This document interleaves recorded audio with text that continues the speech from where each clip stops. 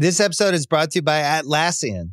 Atlassian software like Jira, Confluence, and Trello help power global collaboration for all teams so they can accomplish everything that's impossible alone. Because individually we're great, but together we're so much better. Learn how to unleash the potential of your team at Atlassian.com. Atlassian.com. Atlassian. Tap the banner or visit this episode's page to learn more. Ryan Reynolds here from Mint Mobile with a message for everyone paying big wireless way too much. Please, for the love of everything good in this world, stop. With Mint, you can get premium wireless for just $15 a month. Of course, if you enjoy overpaying, no judgments, but that's weird. Okay, one judgment. Anyway, give it a try at mintmobile.com/switch. Upfront payment of $45 for 3 months required. New subscribers only. Renew for 12 months to lock in savings. Additional taxes, fees, and restrictions apply. See mintmobile.com. The DFS studio is brought to you by DraftKings.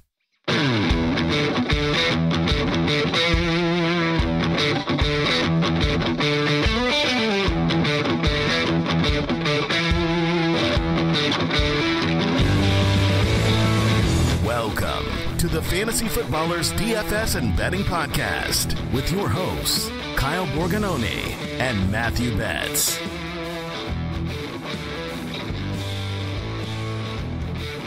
Welcome back. February 2nd here on the Fantasy Footballers DFS and Betting Podcast. I'm your host, Kyle Borganoni, and I am joined, as always, by Matthew Second Place Betz. Dude, what the heck, man? If you ain't first, you're last. As far as I'm concerned, that's how we play, in fantasy and in DFS. And there's only one winner, and sadly, the votes are in, and it was not this show. So we told people, look, if you can't vote and we don't get it, corporate is going to shut down this podcast. We just want to let everyone know this is the last episode you'll hear of the DFS and Betting Podcasts. It's been a fun ride, though. So yeah, I mean, early retirement for me. I mean, a podcaster, the arc of a podcaster, mid-30s usually. So I'm at that spot, looking really good, retirement age. Don't really know my career war, how much output I've really given, but it's been a good run.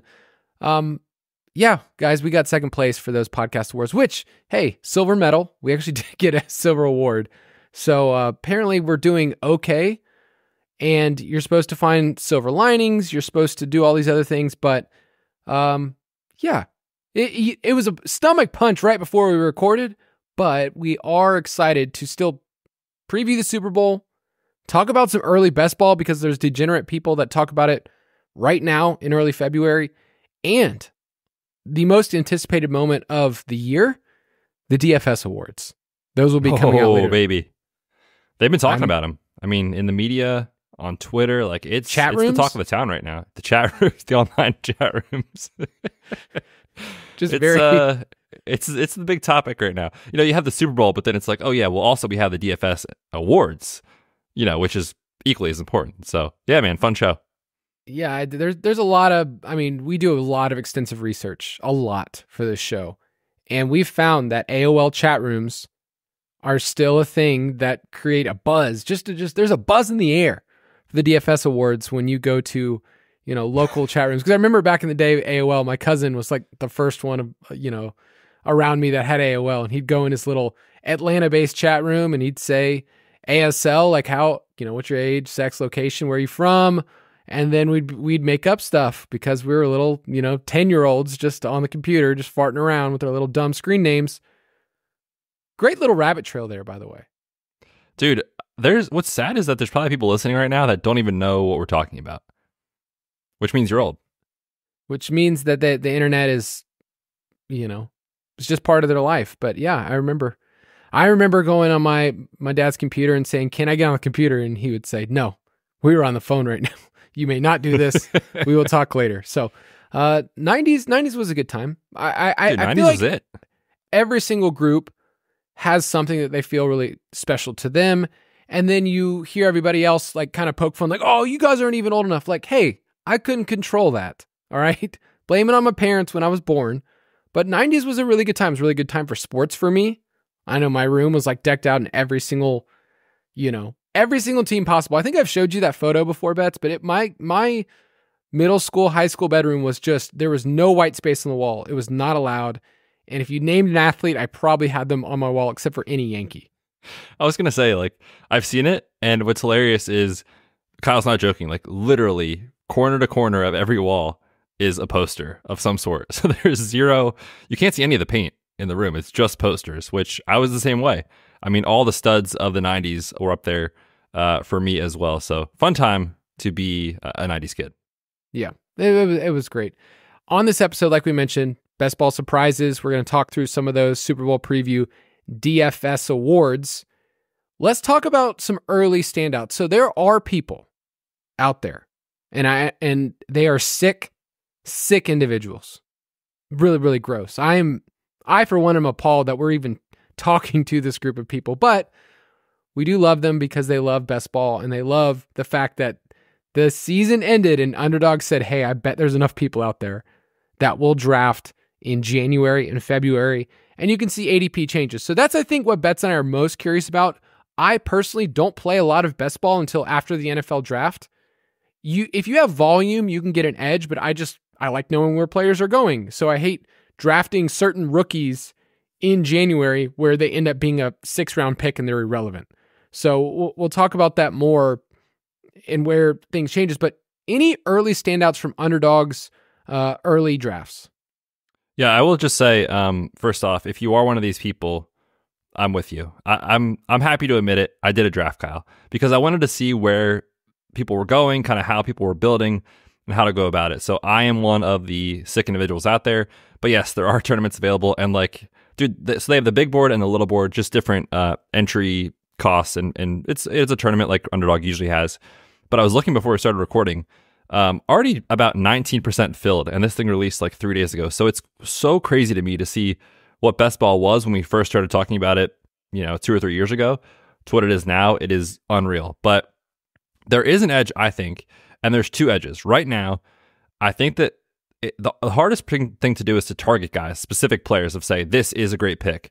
It's very easy, I think, to say this is probably a pretty bad pick. And we're going to talk about some of those today on the show. Specifically, veterans who are likely to be changing teams or who have shown very obvious signs of decline, where you can see a change in the backfield. You could see someone joining the backfield to take away touches. You can see scenarios like that where the player just isn't what they used to be. And those are going to be the guys that I try to avoid. I will say the edge that I think exists right now, and if you are willing to be, a true nerd in your mama's basement and figure out some of the NFL draft prospects in terms of who is probably going to go higher, meaning, you're not wasting a pick on a 6th-round guy or a 7th-round undrafted guy, but like guys that are going to go round 1, round 2, maybe round 3, and targeting them in round 16, 17, 18, 19, there is a little bit of an edge in that right now. So I've done some drafts, and there's some pretty good values I like. Sorry for my my long-winded way of saying I'm with the sickos. But the first one that stuck out to me, Kyle, and this is not going to shock you, is Trey McBride coming off the board at tight end 8. Who? Yeah, you know him, Kyle. Trey McBride, Arizona Cardinals tight end. On this show. Is he today? Spoiler. Yeah. Come on, man. It just to me is kind of mind-boggling when you look at the end of season run that he had where, he really was a true difference maker at the position. And we talked about it a lot in our DFS previews of saying, look, this guy is being used as their wide receiver 1. They are scheming targets to him. He's athletic after the catch, just everything you look for in a difference maker. I see Trey McBride closing by the time we get to June, July, August as like tight end 3, tight end 4 off the board, maybe somewhere in that range. So at tight end 8 right now, I'm trying to get all the Trey McBride I can. One of the, I think, best things to explain to people is that early ADP will basically follow fantasy finishes. Like, oh, we just saw this player finish as a top 10 running back or whatever. They're going to be pretty close to that, and there's some exceptions, like Garrett Wilson is still being drafted very, very high despite having a wildly inefficient season, but he also has the most targets ever through 2 seasons. So you kind of see those things shape up. Like, I know a player that I'm in on and you're out on the same backfield is like, I'm very in on Kendre Miller, who, when we started this, was running back 55. He's already gone up to running back 49, and I still love that price. And you mentioned this on the Dynasty podcast, but like, the numbers do not look good for Alvin Kamara's career arc. And right now, RB14 feels like such a high price to pay. Yes, he had a high floor this past year, but I feel like you're paying for what he's done in the past and what you think he is without thinking about the decline. So he seems like an obvious person to just fade at RB14. Easy. Yeah, this is the name I put on the list. Is I just can't fathom that ADP. Him and Eckler, both. Eckler right now, RB16, makes zero sense to me. I mean, you want to talk about early edges. Can you see a scenario where Alvin Kamara is the pick you need at that ADP? I really struggle with it, right, man? This also is a situation where, and I'm not sure how likely it is, but we're doing some work right now on the Dynasty Pass, which, by the way, that comes out on Super Bowl Sunday.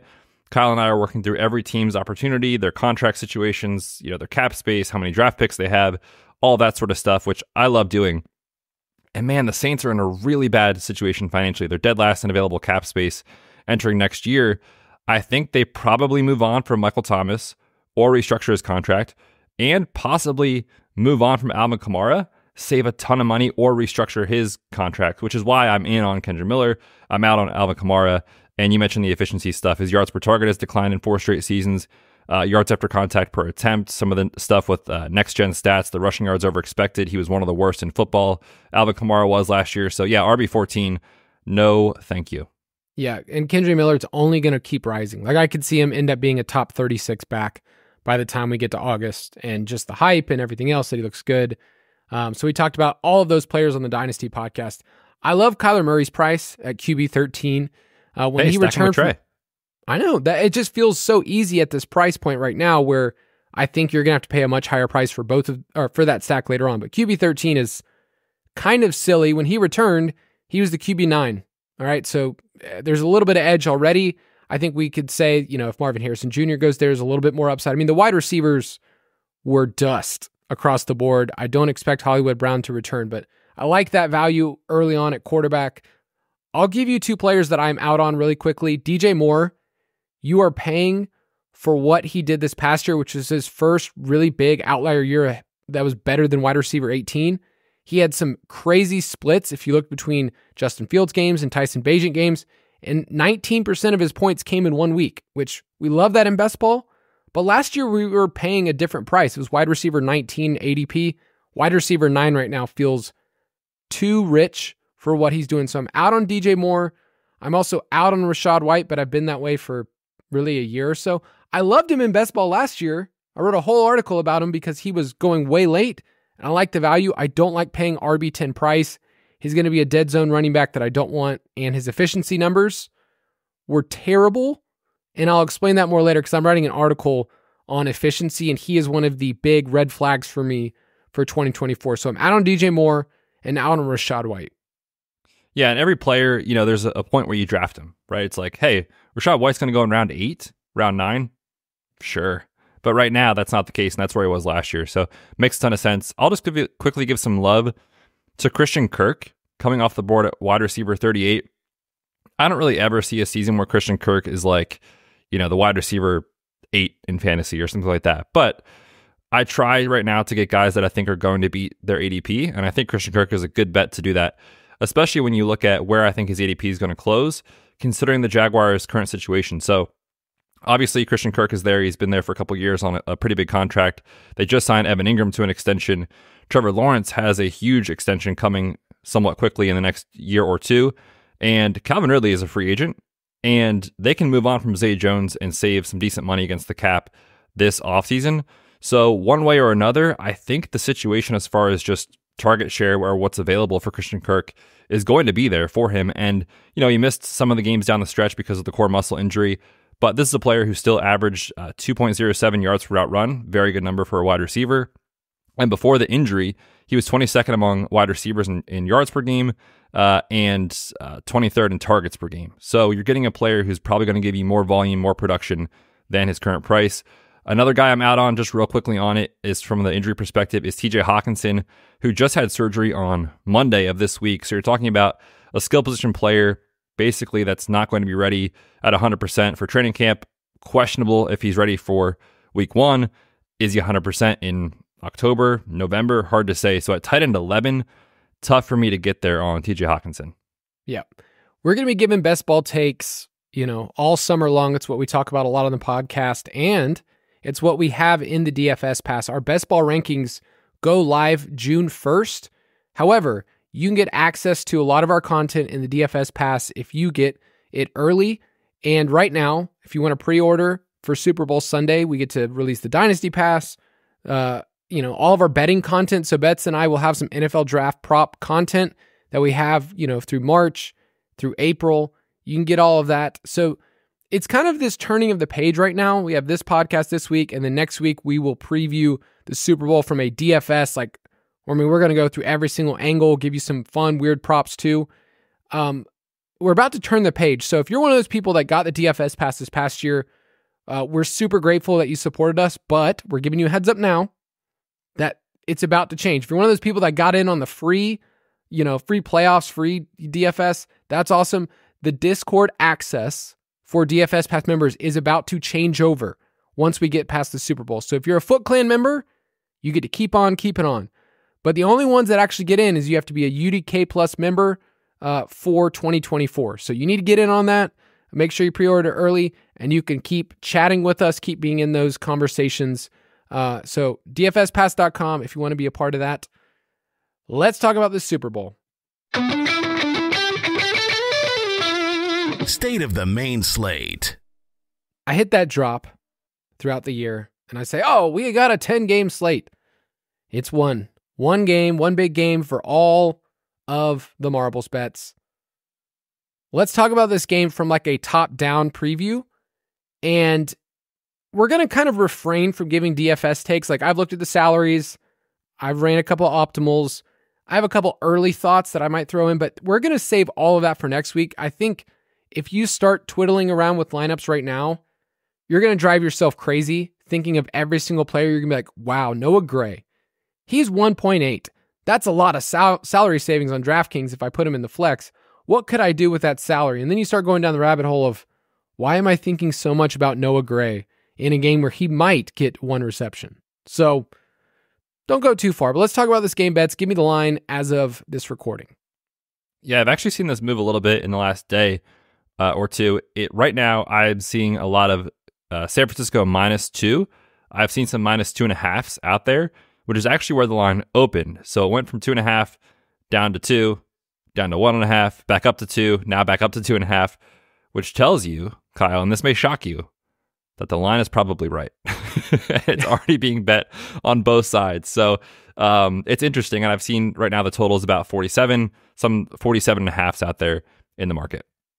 Yeah, I look at a line and my first gut reaction is always like, I feel like this is off by, half a point. This is, where I could take advantage, of the over under. 47 is a good number. My early lean is that I do like the under. And Chiefs games have kind of been playing like this for a while, that they slow things down.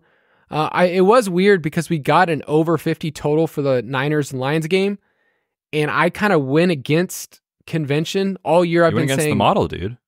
I know, and it hit. It felt like a game that you could see the back and forth. But I don't know, my early take is I kind of like the under. Yeah, I kind of do too. You mentioned the Chiefs and how they've played. They are 14-6 to the under this year. And when you think about kind of just how this offense is morphed, where, this is an offense that in past years with Tyreek Hill and Kelsey in his prime would just put up points left and right. And now they've got the ability with Pat Mahomes and Isaiah Pacheco, where Mahomes is kind of just dinking and dunking his way down the field. Pacheco's picking up 4, 5, 6 yards a carry, and they're kind of just sustaining drives, taking 5, 6, 7 minutes off the clock whenever they want to. And on the other side, San Francisco this year was dead last in neutral pace.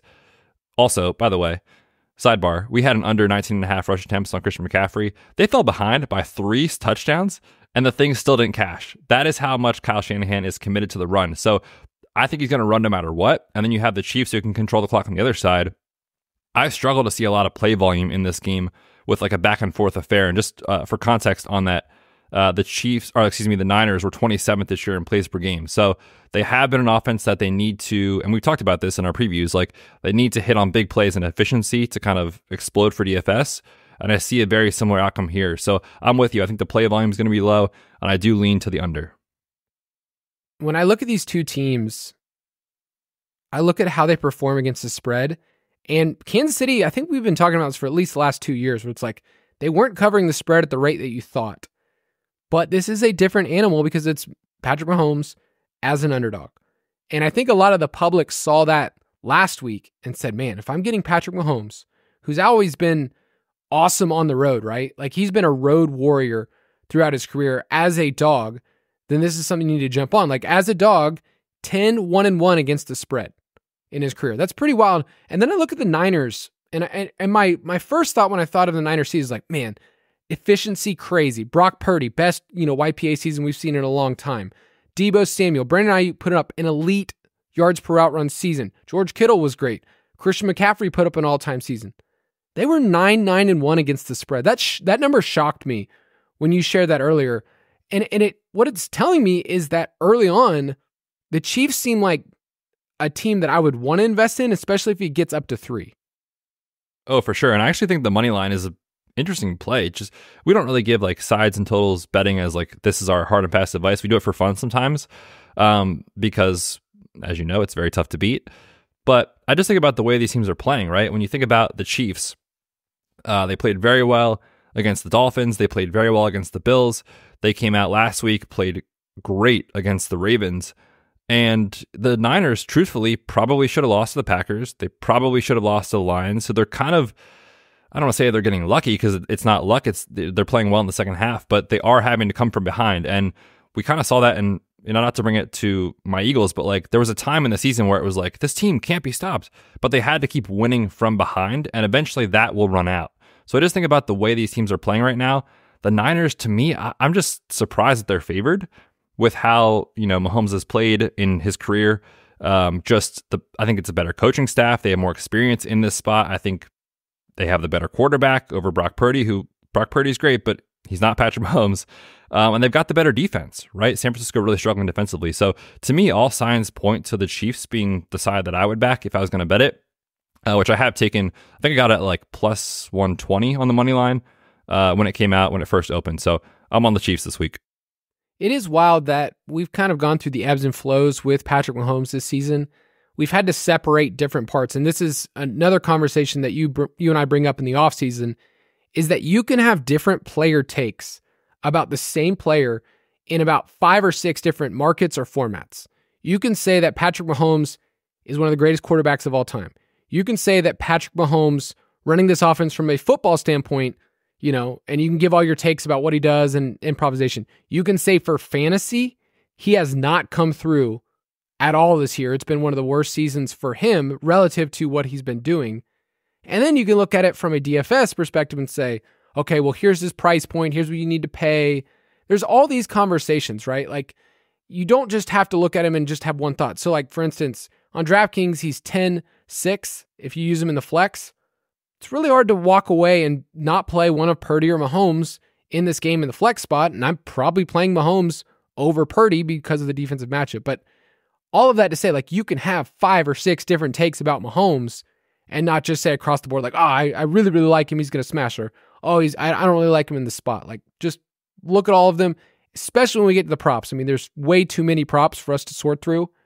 And I know that, you're going to see so many different ones out there. There's alt lines. There's, some weird ones Betz will bring up later. Like there are so many different props. So make sure you understand this is a nuanced approach about one game, the big game, and we're going to go through it. So let's take a quick break and we'll talk about the matchup more.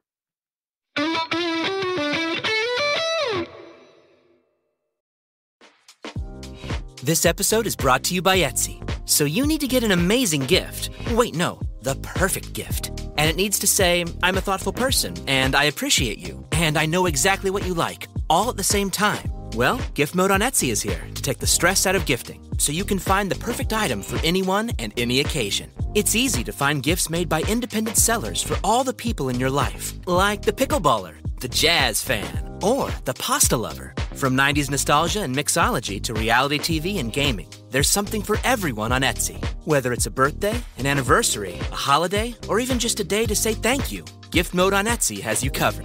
Need to find the perfect gift? Don't panic. Try Gift Mode on Etsy now.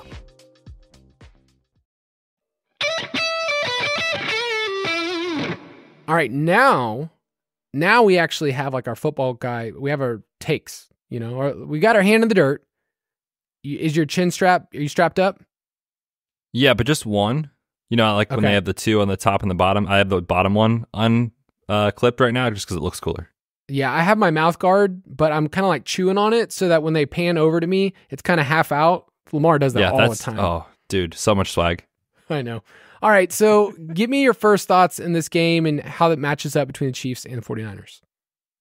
Yeah, so when I think about, like I said, kind of the Chiefs and how they've played, you're not seeing a ton of big plays, and you're seeing a lot of, high completion rate for Mahomes.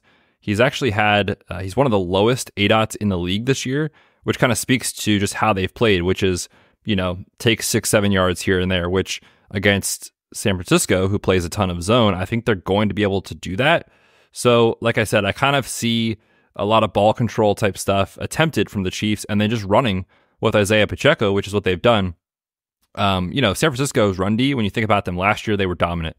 Think about them early in the year, they were pretty good, but they've really fallen off. Since week 14, this includes the playoffs, they're 24th overall in EPA per play. They're allowing 24 points per game. When you look at the run, they're allowing 5.35 yards per carry. That's second worst in the league. They're dead last in explosive rush rate allowed, and they are tied for seventh in the bottom as far as missed tackles allowed per attempt. So they're missing tackles. They're allowing big plays.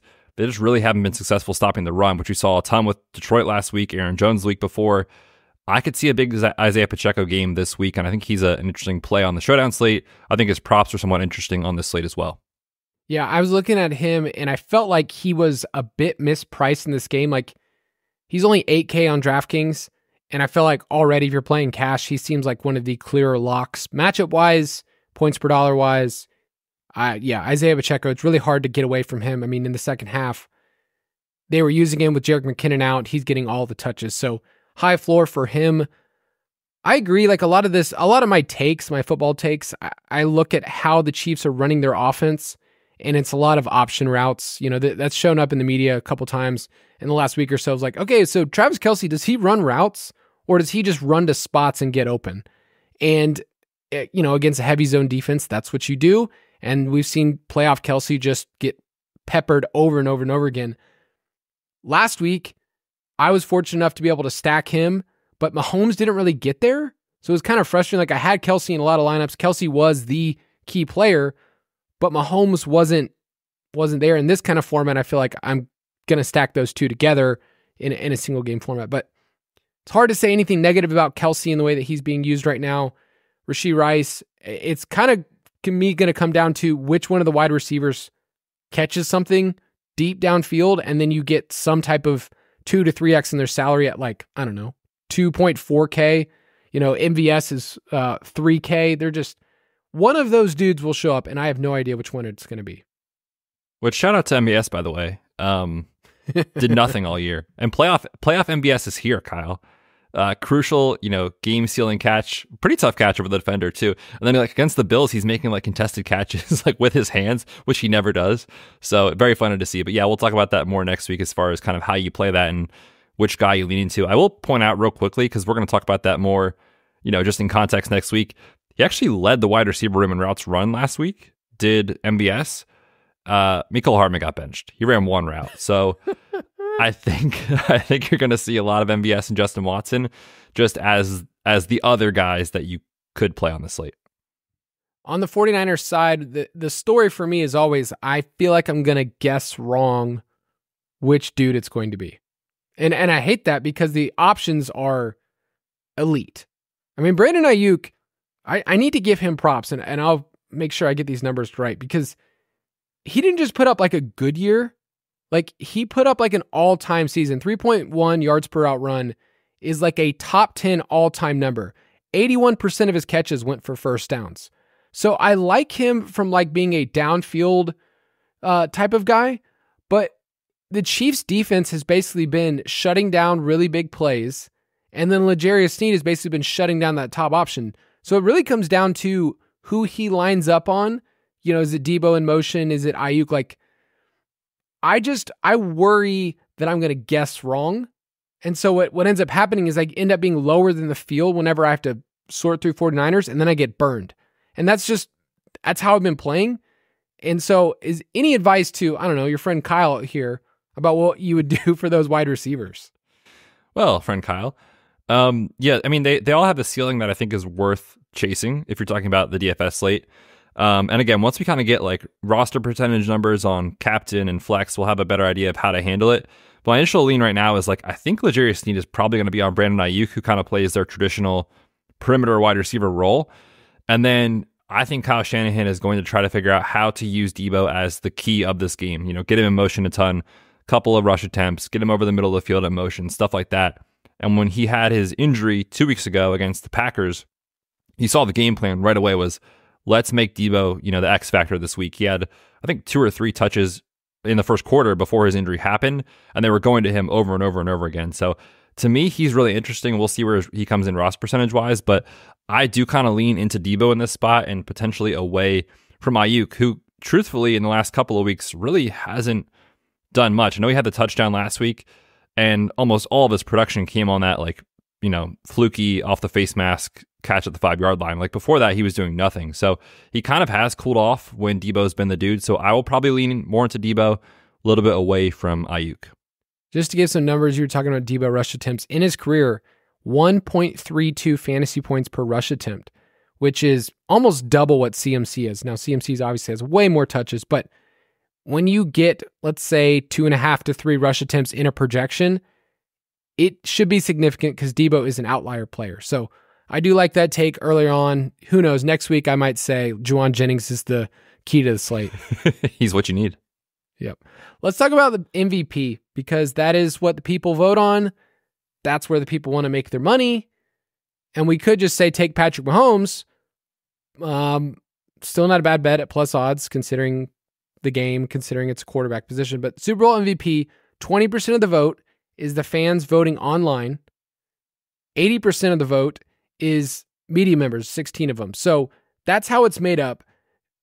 Let's start from just the overarching, here's how the MVP works in the Super Bowl, and then we'll talk about any values we like. So hit us up with some trends. Yes, this goes back to the year 2000. 14 quarterbacks, 5 wide receivers, 3 linebackers, 1 safety. So defensive players can win the award.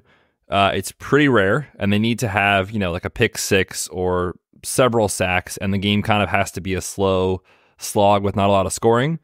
But kind of like regular season MVP, this usually is a quarterback award. Now, the wide receivers that have won it have been key members of their team that, you know, it's not like if MBS has a random 60-yard bomb, he's not going to win MVP. The guys that win MVP are like the dudes on their team. It's Cooper Kupp, it's been Julian Edelman, Santonio Holmes, Hines Ward, and Deion Branch are the guys that have done it.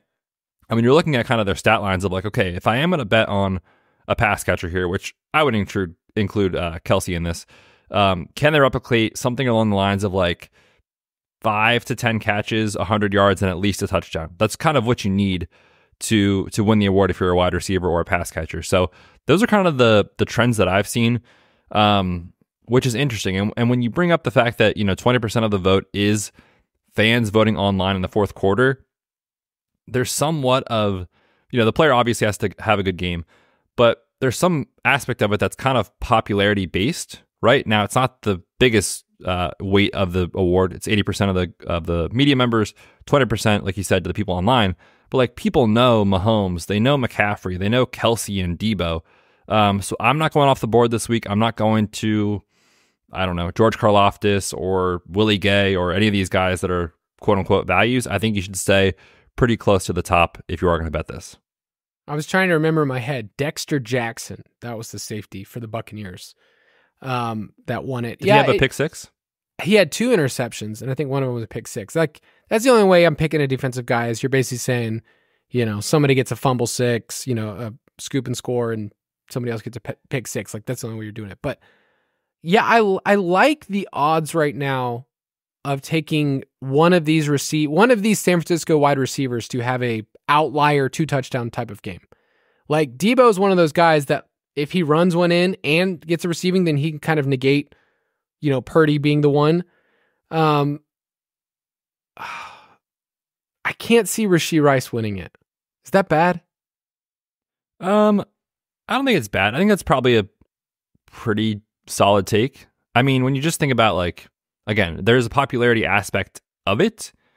And it's crazy that we're even talking about it. It's crazy that we're talking about it, but like that's a real thing, right? And when you think about players that have a big game for Mahomes, it's going to be either Rashee Rice or Travis Kelce, certainly. And if Kelce has a good to great game, 80 yards, a touchdown, 5-6 catches, whatever, 100 yards. And I'm so mad that we're even talking about this, but the Taylor Swift thing is real. And people love this Travis Kelce Swift narrative. There's people online voting. I'm just saying, man, I think Travis Kelce might be my favorite bet on the board if you're talking value right now, which, by the way, on FanDuel, he is plus 1,700. On DraftKings, he is 12-1, which I would not bet. Make sure you line shop, by the way. You can get like Mahomes at plus 140 on FanDuel, plus 135 on Caesars. He's plus 125 on DK. So just make sure you line shop. But at that price, I'm interested in throwing a dart on Kelce from the Chiefs. And then you mentioned the wide receivers for San Fran. I mentioned, I think it's going to be a big Deebo game. I don't mind Deebo. He's 20-1 right now. Yeah. I was laughing more about Rashee Rice. Like, it's a popularity contest, and I was looking at all the guys ahead of him in odds. I mean, he's plus 5,000. And it's just kind of like they're all looking at Rashee like, dude, you're just not that cool, man. You can't sit at the table. Like, you're just not invited. Hey, maybe next year. Maybe. Yeah, yeah. So I think Deebo is probably my favorite long shot, if you can call it that. Ayuk is enticing, but I think the odds make sense compared to Deebo, just how the game would play out. If Ayuk goes for 100 and a score, it's probably Purdy getting there. It's, CMC getting in there too. So we'll talk more about MVP, talk more about some of these other specifics next week. I ran an optimal, and one of my favorite ones that I ran, bets, Christian McCaffrey at captain, and then 5 Chiefs. That doesn't make any sense. I just liked it so much that I could get McCaffrey at captain and still get Rice, Pacheco, Mahomes, still make it work. So we'll talk more about that this next week, all the content on the website. But we have a very, very special segment. Some would say the greatest segment we've ever had on this show.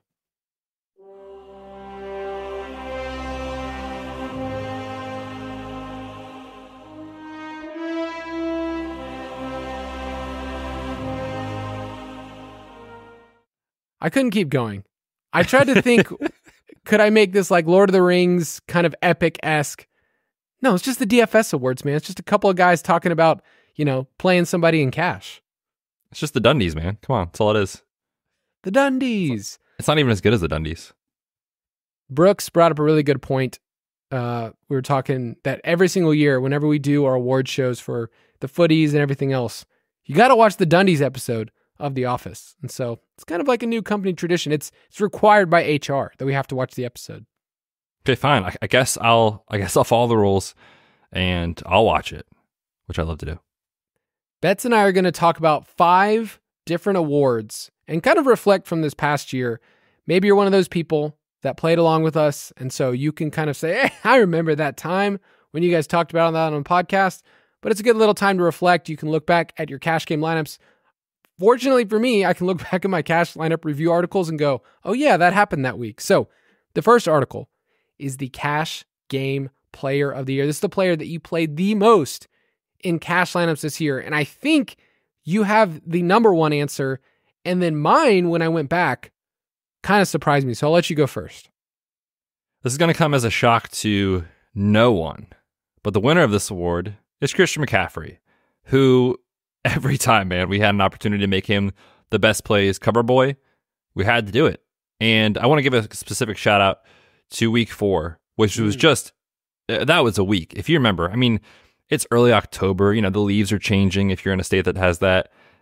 It's hoodie season, sweatshirt season. It's the best football time, in my opinion.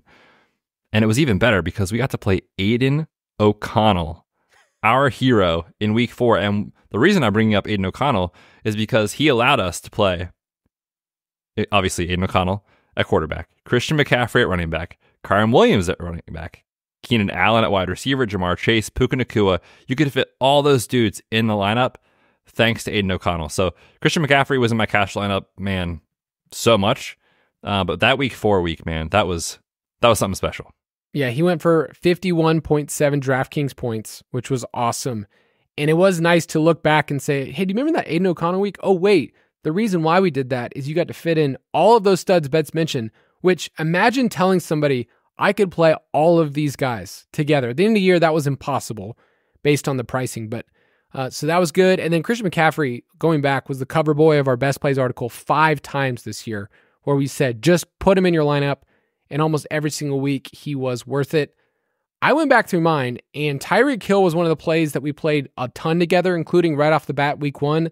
We played a lot of Trey McBride. I think a lot of people said, all right, that's what we did. But I was shocked. I played Tank Dell in my cash lineups 1, 2, 3, 4, 5 times this past year, and he got hurt in week 13. So there was a span where I just said, I'm playing Tank Dell every single time. He was my cover boy of my cash lineup review. He had a week where he put up 28.5 points in week 3, which was early on, 31.9 points another time. And then I remember this very clearly. Week 1, I wrote him up as a dart throw. He didn't do anything, but I did not know that he would turn into Tank Dell for the rest of the year. And I felt like I have very, very good memories of Tank Dell this past year. And I think it'll be a really good debate. Is it Nico or is it Tank Dell? Because on best ball, the draft price is so different right now that I think Tank could be a value. Yeah, I was actually just about to ask you that. It's funny you brought it up. I was like, man, I was looking at those guys, and Nico is like a borderline round 1, round 2 pick right now, which I think he deserves it based off how he's been. But you think about Tank Dell, and there was a period of time where it was like, oh, Tank Dell might be like the one in this offense before the injury. So yeah, I think there is a relative mismatch in terms of their ADPs. I think I would make them closer together, but both guys look awesome, especially with Stroud entering year 2, and then Bobby Slowick coming back for OC is awesome news for that offense as well. So Tank Dell, man, what a player. I, unfortunately was kind of out on him at best ball. Really missed the boat there, but I think we made up for it in DFS. Next award is the, quote, if he beats me award. The player that destroyed you after they called them out. Betz, who is your pick for this year? There's one player for this award, and there's not a second one. It's clearly Cade Otton, who, man, that just hurts so bad. Watching him against my Eagles, by the way, in the playoffs in the wild card round.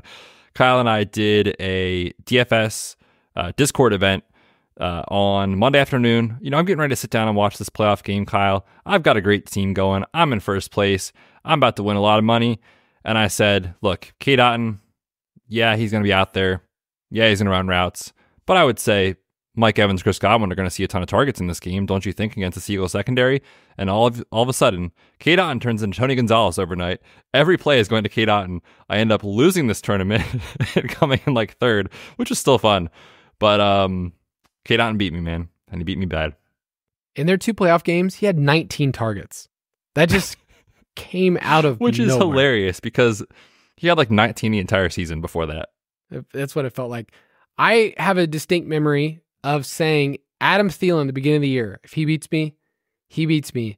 And there was a point where this old man, which I'm older than him, but that old man destroyed me a couple weeks in DFS because I just couldn't click the button as his price kept rising, and he buried me a few times, and then I never played him again. I mean, I never clicked the button, I think once for Adam Thielen this entire year. Second half made me look like a genius. But the first half, I was getting destroyed by Adam Thielen. Next award, Punt Tight End of the Year award, which might be my favorite award. Might be my favorite part of DFS. Well, what's sad, though, is I'm thinking about the landscape of tight end in DFS, and we used to make a living off of 2,800 tight ends. They're gone, Kyle. So this is like, this might be the last year we can even do this, because now the quote-unquote punt is like 3,900, and you're like, am I really going to pay this for this guy? Which is why we started playing like Trey McBride every single week and just figuring everything else out. Is like the new, 4K is the new 2,500 on DraftKings. Another thing that's crazy is that I think what I like is the guys that you start rooting for as punt tight ends, they grow up. They become startable tight ends. Like Trey McBride was a punt tight end at the beginning of the year. And then all of a sudden he's the tight end 1 on the slate, and you just got to play him because that's what he's doing, and he's the number 1 option in this offense. So I kind of like seeing my tight ends, like my buddies, kind of grow up into something else. But our choice, our choices are just, just dudes out there. So I picked Cade Otton because I think I talked about him more than any other tight end. I think I only played him like once in cash though. What's hilarious is like every single week you'd be like, yeah, here's our guys on FanDuel, here's our guys on DraftKings. And right before you go to defense, you'd be like, and you could play Cade Otton if you want to. Every show. It didn't matter the matchup, didn't matter the price. Just if you wanted to do it, you could. One guy that I played a couple times, usually with regret, was Logan Thomas, who I put down as the winner of this award, who was kind of always in that, 3,300 to 3,600 range. And it was like, well, I don't quite have enough salary left to get up to 4,200. Sure. I'll take 4 targets and hope for the best. And usually it didn't work out. So for me, it was Logan Thomas this year. And that didn't work out. Yeah, there's some other dudes that I thought of, like Gerald Everett was there for a while. Chig kind of basically sat in the exact same salary and, tantalized forever. Tanner Hudson for a while was like, oh, you could punt with Tanner Hudson if you really want to.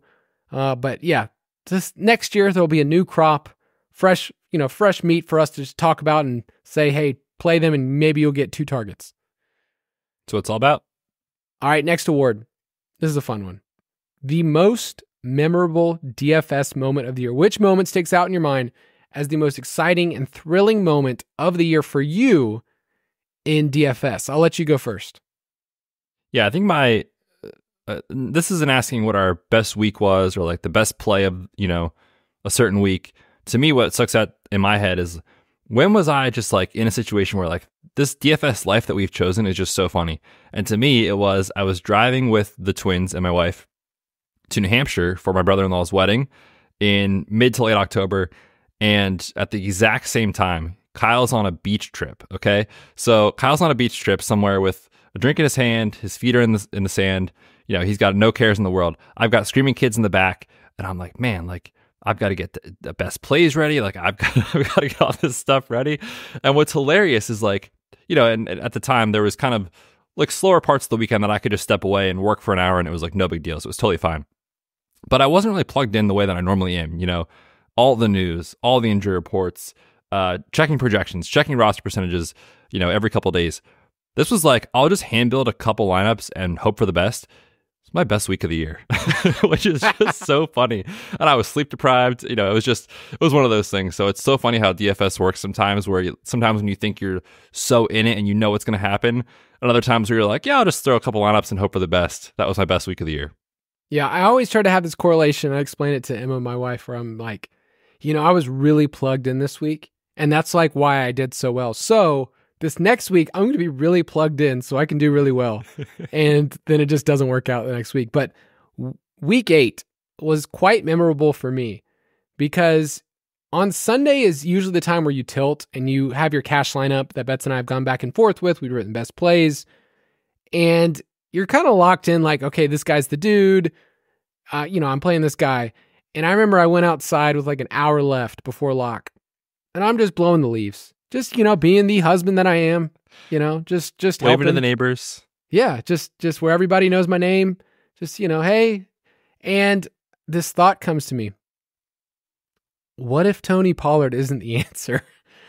And it just ate at me. Because Tony Pollard was in a great spot, if I remember correctly. Like just this was awesome. His price was great, but Tony Pollard had just not come through. And so I just said, what if I pivot to Jamar Chase? Because a friend of mine once wrote this, and that friend was me, that a target is worth 2.5 times more than a rush attempt. So, man, maybe wide receivers in full PPR are a better investment. Jamar Chase went for 28 points. Pollard busted. And while blowing the leaves, I said to myself, wow, what if I just went different? Because that's what I wanted to do. I found out, I went back through and I was like, that was the exact same week that I was sweating out a tournament in Wendy's. All right. I was first place in a tournament with a Sam Howell stack with Jahan Dotson. The 1 week Jahan Dotson balled out. I think it was against your Eagles. Gosh. Yeah, I think that's right. Yeah. And I just remember ordering my food, which I don't go to Wendy's very much, but when I went, I was sitting there and I'm like in first place, feeling great. All right, get my food, sit down. Oh my gosh, now I'm in 5th place. Oh, now I'm back up to first. And I was in first until literally the last possible player of the slate scored a point. It was Trey McBride, and I got knocked from first to second on the final play. Do you remember what you ordered? I mean, usually either like a double stack kind of guy. Just get a couple double stacks. Love that. I'm surprised you don't remember. Like, that seems like a very memorable moment. I was so stressed out because I'm trying to be present with my family. Trying to dip your fries and your hands are shaking. I had the sweat. You had the wedding sweats. I had the windy sweats. Those are not sweats you want ever. No. All right. Last one. This is not to toot our own horn. This is what you personally feel most proud of in 2023 DFS, the call of the year, where you said, this is what was going to happen. So, for instance, my favorite DFS call I've ever had, Chase Claypool 4-touchdown game, made my life. Did I play him? I did not at all, but I had lots of people that won money that week a couple years ago. So, Betz, give me your favorite call from this year. What's hilarious is that actually made Chase Claypool's life, and that's why he got extra chances in the NFL thanks to that week, which was hilarious. My favorite, just kind of thinking back to the process, play of the week was week 12, and it was Mike Evans as leverage off of Rachaad White. If you recall that game, it was against the Colts. At the time, Rachaad White had been crushing. It was like, oh, you play your running backs against the Colts, you can run on the Colts. And I even wrote up, I remember saying, like, you can play Rachaad White in cash. He's probably one of the best cash plays on the slate. But Mike Evans quietly is going to take on these very suspect perimeter corners of Indy. And I think he's going to light him up. He's going to come in under 10%, which he did. 6 catches, 70 yards, 2 touchdowns. So playing a ton of Mike Evans that week just felt so right. And that's always going to be a pivot that we can make in DFS, right? Is popular teammate, popular running back, play the wide receiver. Popular wide receiver, play the running back. If you're into tournaments, that's kind of just one of those DFS 101 situations that you can always use, and it works out quite often, and this week it did quite a bit. I feel like Mike Evans is one of those players that you just go back to because he just erupts and he breaks slates. So I feel like he's just been one of those guys where you can look back at the numbers and go like, oh, well, last 2 weeks, he really hasn't got it done. In DFS, we just press reset and say, hey, he could go for it. So no, that was a good one. I'm going to say my favorite was probably the run over the final month of just RB1s, where I just feel like we had a good read together, where I just kind of went all in on some running backs that I just thought, man, they're in a really, really good spot here. And I feel like they're undervalued by the field. And so they were kind of like my lock of the week or my call that I just like, this is the running back I want to go all in. So James Cook, when he erupted against the Chiefs, that was great. The next week he killed it with the Cowboys, but the final couple of weeks, Kyron Williams was the RB1 overall, week 17. James Conner, RB1 overall, week 18. Aaron Jones, RB1 overall in the wildcard round. That kind of run over the last month or so felt like we had people that subscribed to DFS Pass that just locked in these running backs at really lower roster percentages, and then they were just able just to crush in tournaments. So I felt really proud of that, and I felt like process-wise, you and I weren't just like chasing opportunities. We were chasing like, this is what the best play was. So it's probably my favorite. I would like to extend a thank you to you, Kyle, because you were on Aaron Jones and James Cook in those games, and I played them a ton. So all goes to you, man. Appreciate it. Yeah. Oh, my thank you to you was the Thanksgiving slate. Curtis Samuel. That was you, bro. Oh, Curtis. 1 week of the year. The 1 week of the year that he actually did something. All right, one more segment. Prop it like it's hot. If you want to get our props, they're in the DFS Pass. We will be giving them out more and more for Super Bowl. And I'll give mine really quickly because, Betz, you were about to go to town on a couple of different ones, including some funny ones. MVS. I will take his under at 19.5 receiving yards, minus 110 on FanDuel last time I saw it. MVS, usually his receptions line around 1.5. You're basically guessing, does he get 2 catches in a game? And that's kind of not really been the case. So I will take the under on MVS. For me, I look at dusty wide receivers. We did this with Van Jefferson for a while, where if they hang a line that's close to 20 on a receiver like that, then I'm going to think that he's going to catch 1 or fewer catches, and it's going to be under that 20 mark, which is usually people's high mark of their yards per reception. So MVS under 19.5 receiving yards. I'm going to follow that up with an under as well. I'll take Brock Purdy under 32.5 pass attempts The line seems a little inflated considering he's been under this in 16 of 18 games this year. San Francisco 21st in neutral pass rate, and I already mentioned it last week when they were down, they kept feeding Christian McCaffrey. So I think you're going to see somewhat of a run-heavy game plan from the Niners, which, maybe is the reason the Ravens aren't in the Super Bowl. They let Lamar Jackson drop back over and over and over again, which is kind of confusing for a lot of people. But I think they're going to lean run-heavy here. The Niners will. When you think about, KC, I mentioned that they're able to slow games down now. The Niners want to play slow. I just don't think we're going to see a ton of play volume from San Francisco. So I'll take under 32.5 attempts. That's my first one. My second one, and I've got 4, by the way. I'm ready to go. My second one, this is my first weird one of the week. The first team to punt. I'm going to take San Francisco. It's -110 on both sides. I found this on MGM as well as DraftKings. When you look at Kyle Shanahan's career, I went back to 2017 all the way to this year, punt regular data. Season and playoffs. Not just punt data, but this is a Ben Baldwin stat. His model basically looks at like how often teams go for it when they should, based off the score, based off the down and distance, based off the field position. San Francisco is a bottom 10 team in that metric. KC with Andy Reid has been in the top third of the league. So just when I think about this game and I think about like if there's going to be a 4th and 2 at the 40 or something like that, do I think the Chiefs go for it? Or do I think the Niners go for it? I think the Chiefs go for it. I think Kyle Shanahan punts. The other thing is just I think it's the better defense right now. So if you think about kind of the way they go as far as they're moving the ball, I think San Francisco stalls out first. So give me San Fran as the first team to punt. Those are my first 2. Do you want to comment on these or should I just keep rolling, Kyle? I like a good kicking prop. And I know we're going to talk more about like touchback, those kind of things on the kickoff. We'll talk about that next week. But I just love hearing that you went back, looked at Kyle Shanahan stuff, and then thought to yourself, punting is what I need to look at. Yeah. I mean, hey, that's what we're here for. My third prop, and this will probably void, truthfully, is yards on the player's first catch. Mecole Hardman under 7.5. This is even money, +100 on DraftKings. Now, if the player does not have a catch, this will not count. So you'll get your money back and you won't even have the bet. Like I said, Mecole Hardman ran 1 route last week. So I'm hoping he plays 3 or 4 snaps, runs 1 to 3 routes, catches 1 ball for like 4 yards, and that's it. Because I think he's pretty much out of the rotation, out of the game plan. So I'll take the under on Mecole Hardman. And then I'm going to take San Francisco as a team to have under 1.5 sacks. I found this at +130 on DraftKings, so I love the value here. Pat Mahomes is second in the NFL this season in his pressure to sack rate behind only Josh Allen. He just doesn't take sacks. And when you look at what he does in the playoffs, it's even better. His last 6 playoff games, his sacks taken are 2, 0, 0, 3, 0, 0.